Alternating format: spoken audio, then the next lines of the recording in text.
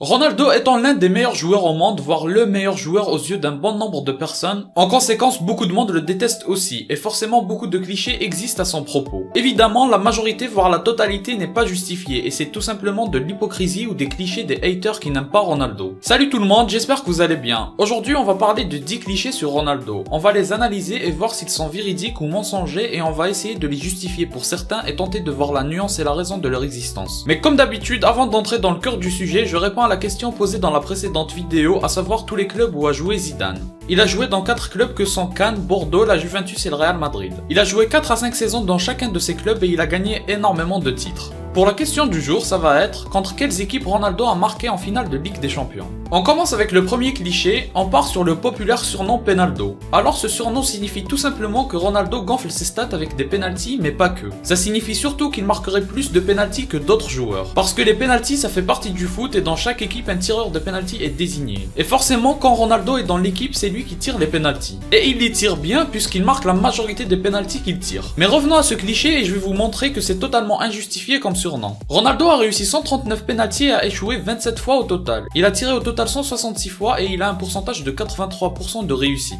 Ça montre dans un premier temps qu'il est très bon dans cet exercice et dans un second temps, on va comparer avec Messi pour voir si 139 buts sur penalty c'est aussi énorme que ça ou non. Et surtout si ça mérite ce surnom de Penaldo. Donc Messi lui a 101 penalties réussis et 29 manqués. Il a manqué plus de penalties que Ronaldo en tirant moins que lui. Mais bon c'est pas l'objectif de la vidéo et Messi ayant obtenu 130 penalties en jouant beaucoup moins de matchs que Ronaldo, qui en a obtenu 166, ça montre que Ronaldo est tout simplement dans la norme. À moins que les deux soient des joueurs de penalty, mais on sait que c'est faux. Donc au final, ce premier surnom est totalement injuste et injustifié si on compare avec des adversaires directs comme Messi. C'est-à-dire des joueurs qui tirent les penalties dans leurs équipes. Par contre, Ronaldo comme Messi et comme Neymar et bien d'autres sont en dessous de Jorginho sur le pourcentage de réussite des penalties. Passons au deuxième cliché. Ronaldo serait le grand joueur qu'il est aujourd'hui grâce à l'acharnement dans son travail uniquement. Il faut bien retenir le uniquement. Souvent quand on dit ça à propos de Ronaldo, c'est dans un contexte de comparaison avec Messi. Comme quoi Messi représente le talent et Ronaldo représente le travail acharné. Déjà pour contredire cela, Messi aussi travaille énormément et ne se repose pas seulement sur son talent, même si ça l'aide beaucoup. Ronaldo quant à lui, qui nous intéresse dans cette vidéo, a connu une évolution durant sa carrière. Au début c'était un joueur très talentueux avec une vitesse phénoménale et petit à petit il a évolué en un buteur et un finisseur complet. C'est-à-dire très bon de la tête et du pied, rapide et physique, il ne se laisse pas bouger par les défenseurs, etc.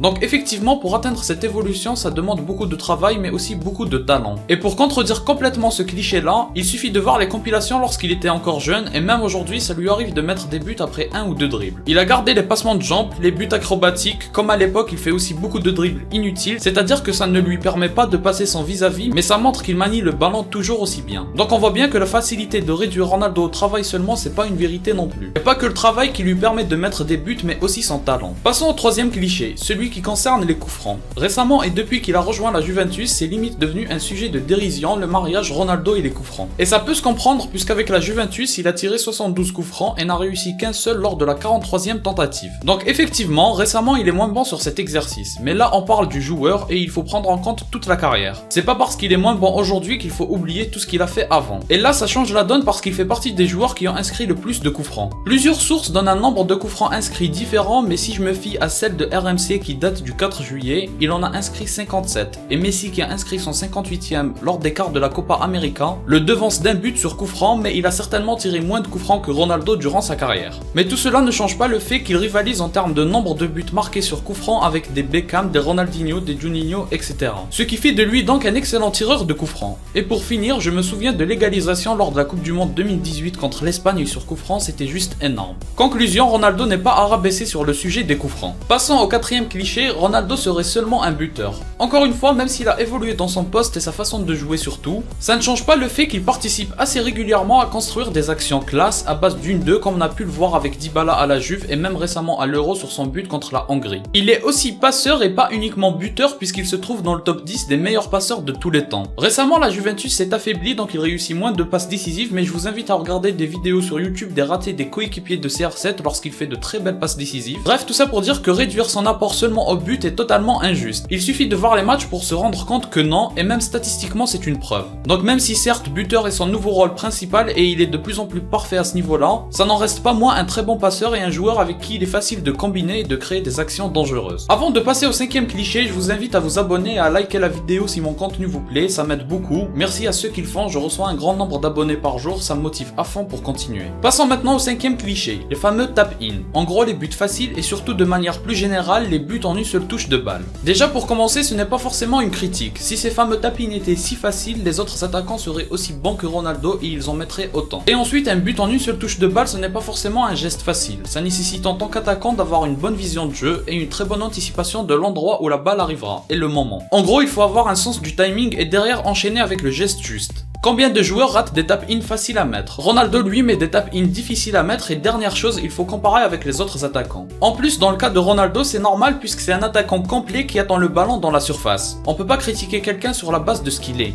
c'est-à-dire le rôle qu'il a. Par exemple, la remontada avec la Juventus contre l'Atlético Madrid, les deux buts c'était en une seule touche de balle. Et en l'occurrence, c'était avec la tête. Est-ce pour autant des buts qui ont moins de mérite que d'autres à l'extérieur du terrain? La comparaison est difficile puisqu'un but dépend du contexte, de l'adversité, etc. Voilà donc pour finir sur ce cliché là, je pense aussi qu'il n'est pas justifié et la différence ne doit pas être aussi énorme qu'on pourrait nous le faire croire comparé aux autres attaquants. Passons au 6e cliché. Ronaldo serait un mauvais finisseur à cause du taux de tir par rapport au but qui serait trop faible. Les stats montrent que non, sur la saison 2020-2021, il a marqué 29 buts et il a réalisé 68 tirs au but. Son taux de conversion est donc de 42%. Si on le compare avec Messi par exemple qui a inscrit 30 buts sur 89 tirs au but et donc un taux de conversion bien plus faible puisqu'il est égal à 33%. Par contre, comparé à Lewandowski, les deux sont très loin puisqu'il est à 60% en taux de conversion. Mais encore une fois, ce genre de stats dépendent des joueurs. Effectivement, des joueurs comme Ronaldo et Messi, d'autant plus avec les équipes qu'ils ont eues en 2020-2021, ont souvent cherché à sauver leurs équipes et donc à tenter des tirs dans des situations compliquées. C'est les meilleurs et ils essayent de le montrer sur le terrain quitte à prendre des risques, puisqu'avec un effectif faible, c'est à eux d'être les héros. Donc en ce qui concerne le cliché de mauvais finisseur, ça ne peut pas être vrai lorsqu'un joueur est le meilleur buteur de tous les temps et qu'il est encore en activité. Par contre, comme je l'ai dit, quand l'effectif est faible à côté, c'est encore plus difficile d'avoir un bon taux de conversion. Passons au 7e cliché. Ronaldo serait fort uniquement en Ligue des Champions. C'est un cliché qui apparaît surtout avec les Pro Messi puisque c'est la seule compétition où Ronaldo est supérieur à Messi, que ce soit en but et en passe D. Même s'il faut noter que Messi a 2 ans de plus pour combler ces stats là. L'écart est assez élevé donc ça va être difficile pour Messi, surtout avec les dernières performances en Ligue des Champions.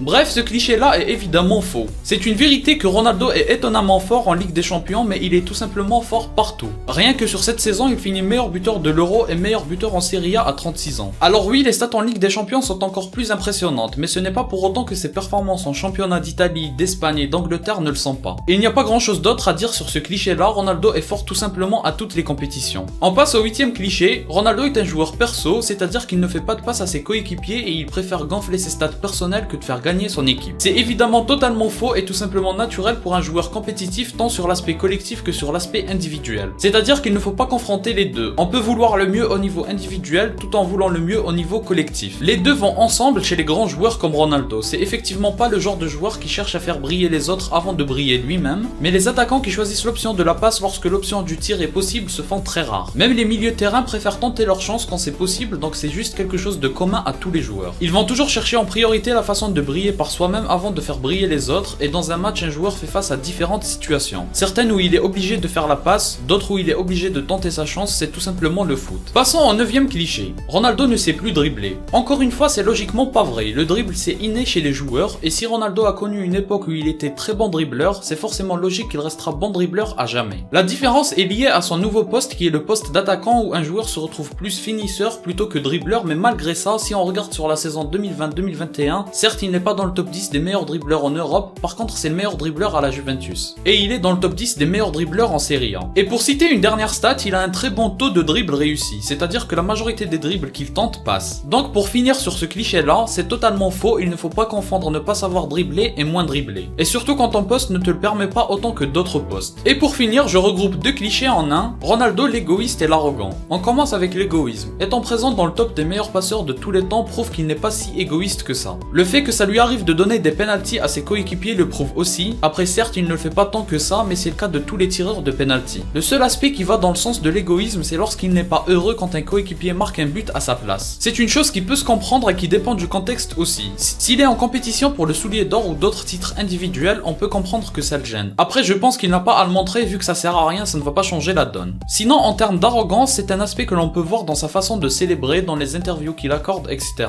Mais c'est sa façon d'agir vu qu'il se considère comme étant le meilleur joueur et qu'il se donne à fond pour battre de plus en plus de records. Par contre, c'est pas vraiment de l'arrogance, il est juste conscient qu'il a tout ce qu'il veut et il agit en conséquence. Il n'est pas hautain non plus, donc c'est pas une chose dérangeante, je trouve. J'attends votre avis en commentaire sur ces 10 clichés, on a certainement un avis différent, donc n'hésitez pas à donner le vôtre. J'espère que la vidéo vous a plu, si c'est le cas laissez un like et abonnez-vous. Moi je vous dis à la prochaine, portez-vous bien.